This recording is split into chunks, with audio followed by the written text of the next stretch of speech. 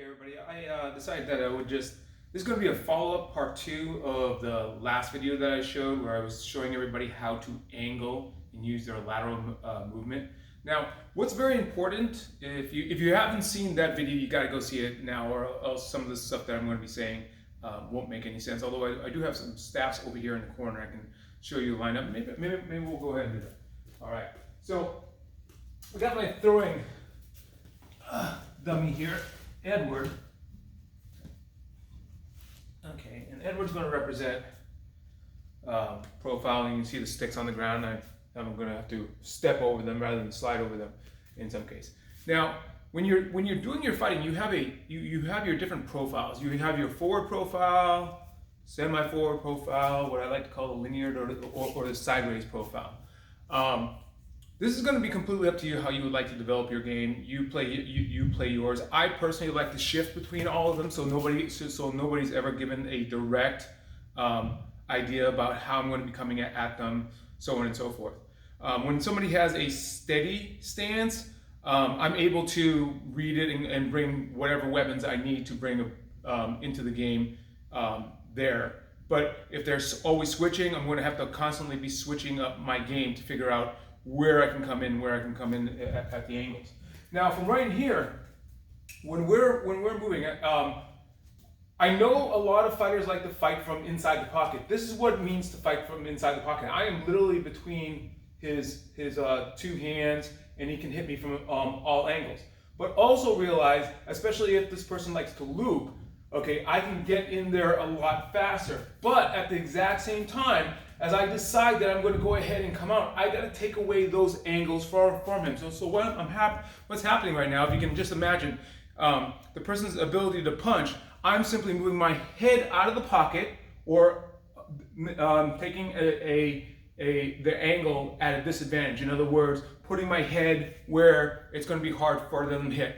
Easy to hit with the hook. If I manage to bring it down, easy to hit with the hook. But if you bring your head into the pocket and you're able to work the body because you like to work in here, if that's the game that you want to play, realize you're going to take a lot of damage doing that. But that is a game that you can play, especially if you like to throw some of the closer shots. For example, jab, cross. Oh, we throw the uppercut. We throw the knees.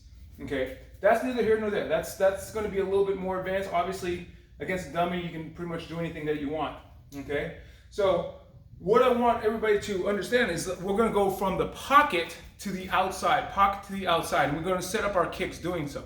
So for those of you who are not familiar with this, what's gonna happen is when I move to the outside, I tend to move my head first, okay? My head is moving first, everything's connected from the hip to the knee. So from right in here, as I move and I decide I'm going to throw the technique, whatever that technique is going to be, okay, is I'm going to shift out this way, but I'm going to let my head drift first. Why? Because I just wanted to get it outside any straight attack, usually the jab in that particular case, although it could be a southpaw's left hand coming straight in, okay?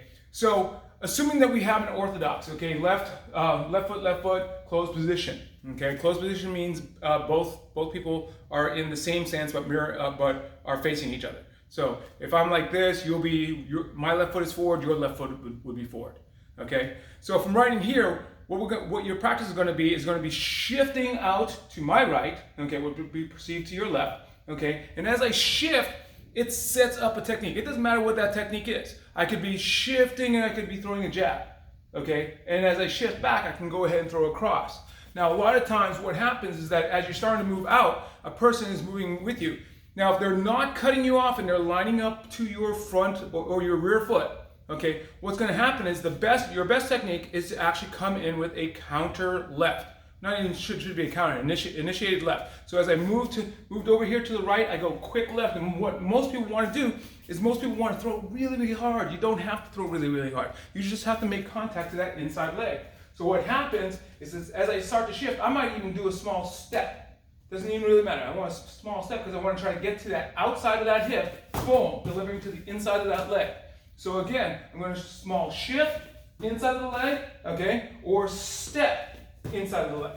Okay. As I do that inside of the leg, I have to see the person's reaction. I have to react properly in time. I might come back in for this cross, but as I do this cross, I have to make a decision. Do I stay in this pocket? If I decide not to stay in this pocket, then we exit back out. Hook or jab, does not really matter.